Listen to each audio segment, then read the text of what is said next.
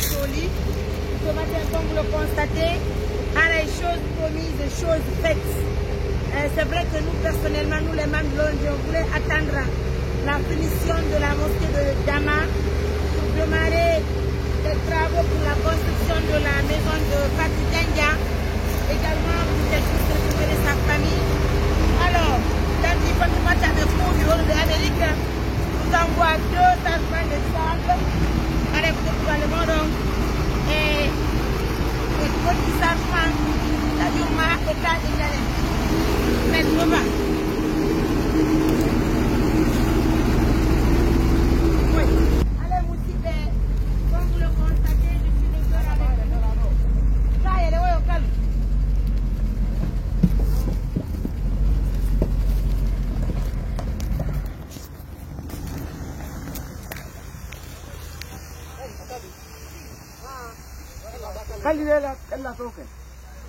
Pour la confiance, on se rappelle, si vous pouvez dire que nous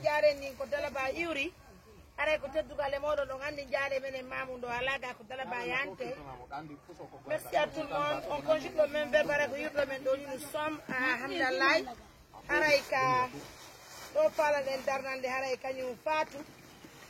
Araïka, peut-être que les jours de la fois et goto yegitaka. Araïka, non, quand on tingo du ben faux. On peut dans Salmina, le projet de but déjà. Salam alaikum. Non, mais les garnions, regardez. On l'air au Sarge Bango de Gare 1 600 000, 1 500 000, c'est compliqué. Donc, mesdames, messieurs, mesdames, Welti, mesdames, garnions, nous vous disons grand merci. Allez, maître. C'est déjà le monde, mais les familles qui n'ont pas de garde. Bien. En tout cas, le projet, on va y voir le gol.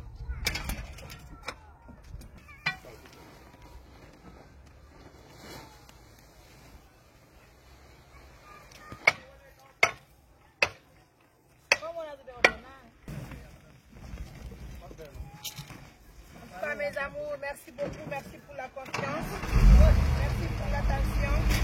Allez, vous êtes dans le monde, on est là, et vous êtes les médias. Le sol, yalla, what about the men, the bed, the wagon?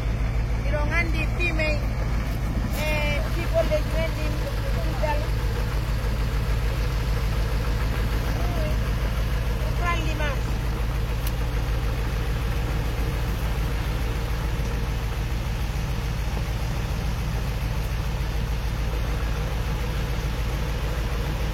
on parle de l'ONG assistance humanitaire d'urgence, c'est le monde qui se remue, mes amours. Assalamu alaikum, mes salmini on le tête du mal. Quand il tingol de passage, mene Fatou Dianga et ben mouna mapende, comme il y a un nobe, mais dit ça qui est goto on a goto une main, je me dis c'est ma cosa comme voilà. Donc pour vous rappeler un peu l'histoire, Kassare Mamou, mais Fatou, justement que goto patron de notre main. Mais j'ai une situation donc mais haton dina han goddo ko andintina men fi mabbe sene wawade golle jamen kono ida andi lagi de gamelen si tay woni be fala jandugo ko mabe hala inde jandugo tay donc je vous donne l'autorisation de parler puisque vous avez besoin de parler. En tout cas, nous vous informons que le projet a déjà débuté. Donc peut-être que le mot de Moussipé si tu es venu à Darnali Fatou, on a dit que Darnali est un ghetto. Nous n'avons pas parti de Joka. Puis nous avons dit à la Mouyo, pareil, donc tant que la Fatou de Poul, on s'est d'Amérique, on est connecté les gens, les filles, et on a qui pour les en tout cas, il y a des chargements d'Ingare, chargements de Kotu, et chargements de Kaingare pour l'instant. Pareil, peut-être en même temps qu'à dit, frère Jomé de Wond de France, où on a dit que Fatou est Wond. No tilan bimbido o kankari mo ñigi bari go ton di siman kare ko tebu gale modon julbe Allah chacun peut quelque chose pour en tout cas soutenir l'ONG assistance humanitaire d'urgence. N'oubliez surtout pas assistance humanitaire d'urgence, c'est pour tout le monde sans exception, mais surtout pour les personnes vulnérables. Hala do ngani ko jango ni go suma ici Allah muy tous les partenaires donnons-nous les mains filles hunti miskina ben o be wala ko waye wadde ko. Tout à l'heure, vous verrez en tout cas la remise, parce que partenaire Mengo Friki à Toubol, vous allez acheter, on va acheter ça tout à l'heure pour distribuer dans les familles. Merci pour la confiance, l'attention. On va marquer la pause. Comme vous le constatez, sagement c'est le second sagement qui vient de l'autre côté. Chacun pour quelque chose, mes amours. Hein. En tout cas, c'est les partenaires qui m'ont dit, Mariam, qu'on faut envoyer ça maintenant. Et puis, en tout cas, n'oublions pas, nous avons programmé la mosquée de Dama. Donc, ensemble, on conjugue le même pour réaliser les différents projets. En tout cas, de l'ONG Assistance Humanitaire d'Urgence. Vous savez, quand tu es béni, Dieu va te bénir. Quand tu es béni, Dieu va te protéger. Quand tu es béni et que tes parents sont bénis, tu auras moins de stress. Donc, ce qui est important chez nous, c'est le travail qui est bien fait. Cette maison construite déjà, hein, si vous m'avez fait une dernière tour, assistance humanitaire d'urgence, c'est du jamais vu en Guinée. On continue le projet, mes amours. Donc, pour Allah, on a donné pour Allah, donc, partagez-moi la vidéo, likez la vidéo. Déjà, agréger pour la maison de Fatou. Regardez les maisons qui sont construites. Ça, c'est Amdallah. Hein, on reçoit le second camion. Mais do, n'abatado.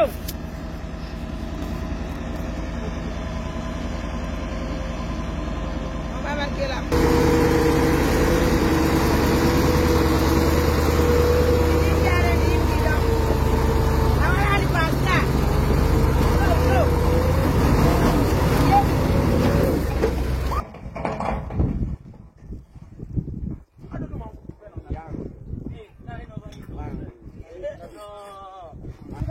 C'est le deuxième chargement que vous voyez en image. Merci à tous pour la fidélité et de la confiance.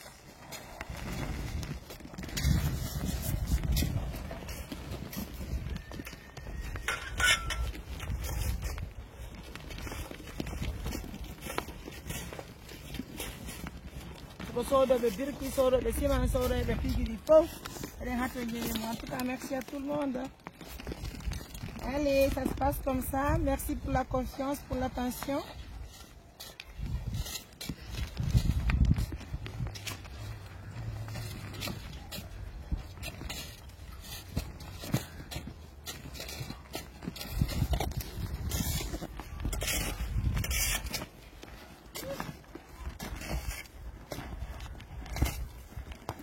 Grand merci à tout le monde, comme vous le voyez. Merci pour la confiance. On démarre les travaux pour la construction de la maison de Fatou Dianga. Et n'oublions surtout pas que nous sommes de cœur avec vous. Merci de continuer de nous soutenir. Hein. Prenez bien soin de vous.